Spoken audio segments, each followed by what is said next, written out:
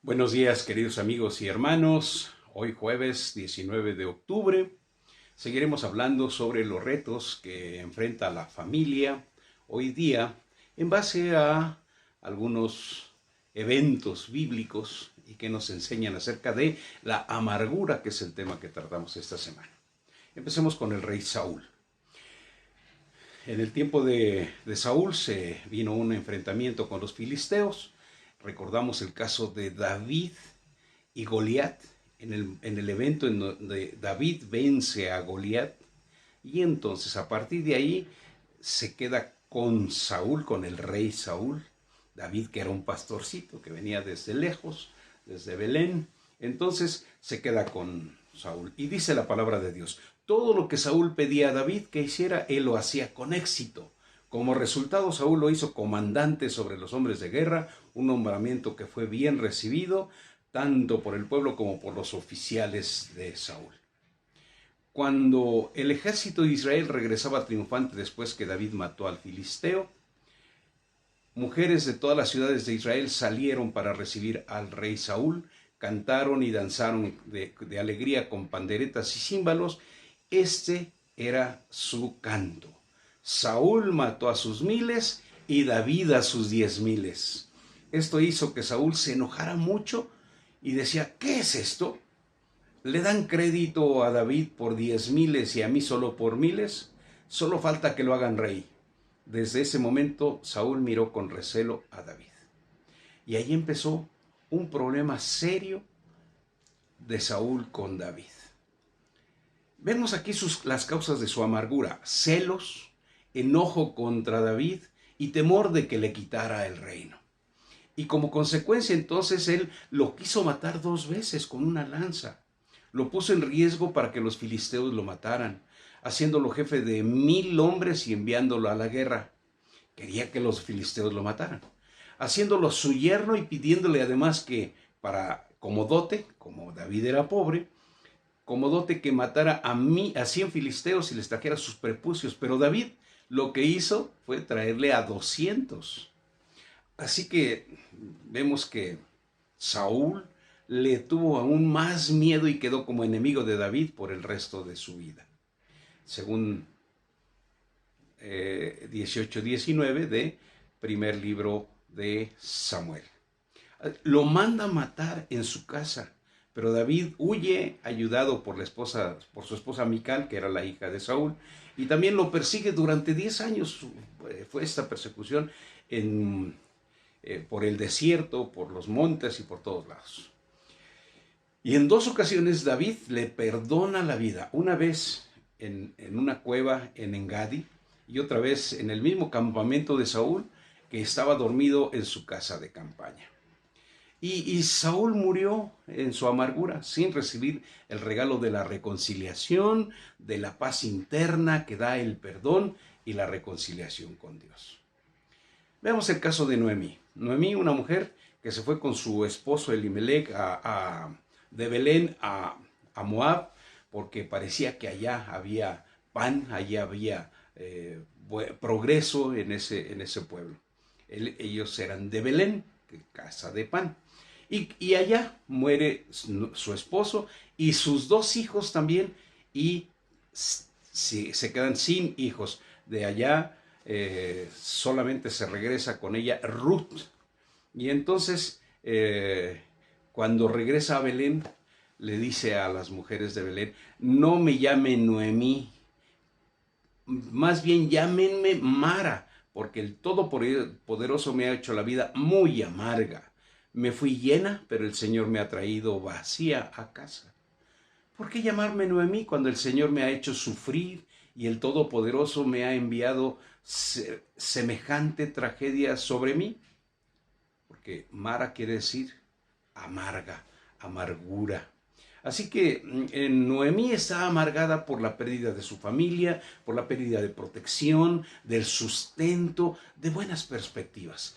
Y regresa entonces a Belén. Y cuando regresa y sucede todo, que Ruth le ayuda y consigue pan, consigue trigo y trabaja en las tierras de Boz, y después se casa con Boz. Al final del libro de Ruth dice, entonces las mujeres del pueblo le dijeron a Noemi, alabado sea el Señor que te ha dado ahora un redentor para tu familia.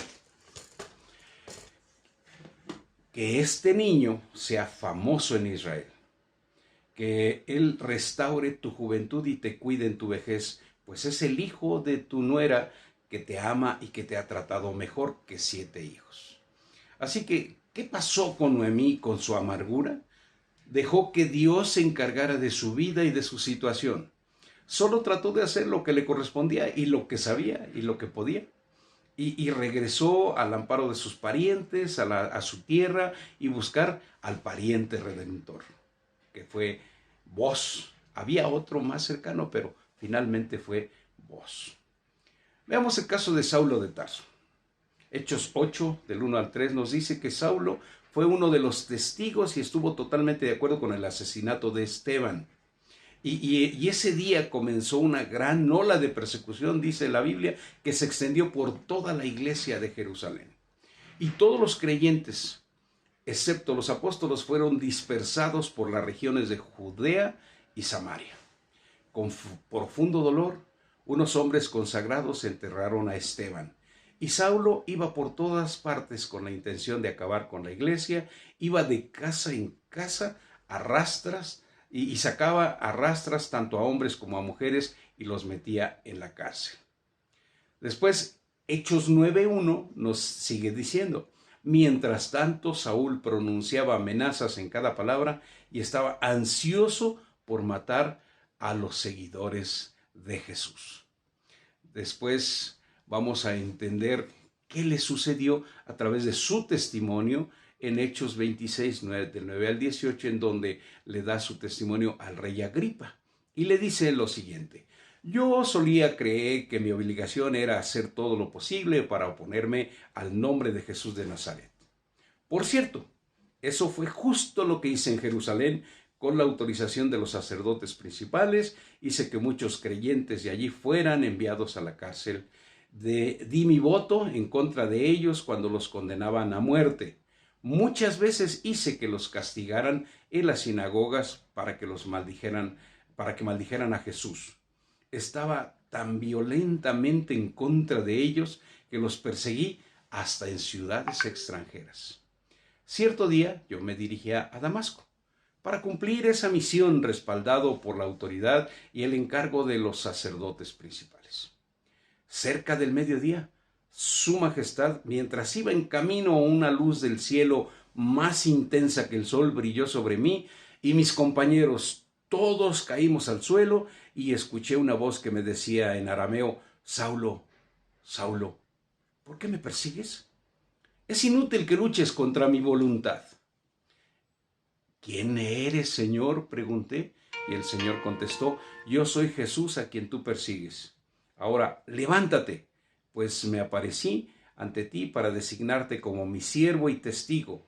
Deberás contarle al mundo lo que has visto y lo que te mostraré en el futuro, y yo te rescataré de tu propia gente y de los gentiles. Sí, te envío a los gentiles, para que les abras los ojos a fin de que pasen de la oscuridad a la luz y del poder de Satanás a Dios. Entonces recibirán el perdón de sus pecados y se les dará un lugar entre el pueblo de Dios, el cual es apartado por la fe en mí. O sea, vemos aquí a Saulo de Tarso, que fue después Pablo, y que lo conocemos mejor como el apóstol Pablo, en que la causa de su amargura era miedo a perder posición religiosa, a que su religión se fuera perdiendo. Estaba enojado con los que no creían igual que él. Entonces, por eso mataba a los cristianos y los perseguía y los metía a la cárcel y los maltrataba. Pero ¿cuál fue la solución para su amargura? Tuvo un encuentro personal con el Señor de los señores, con Jesucristo, con el verdadero Mesías, la segunda persona de la Trinidad. Y eso es lo que necesitamos para resolver nuestro problema de amargura, tener un encuentro con Dios, un encuentro con el Señor Jesucristo, porque entonces vamos a entender que Él nos perdona todos nuestros pecados y a la vez podemos nosotros perdonar entonces a la gente que nos haya hecho algún mal, quitándonos entonces nuestra amargura? Cree en el Señor Jesucristo. Y como Pablo lo dijo, cree en el Señor Jesucristo y serás salvo tú y tu casa.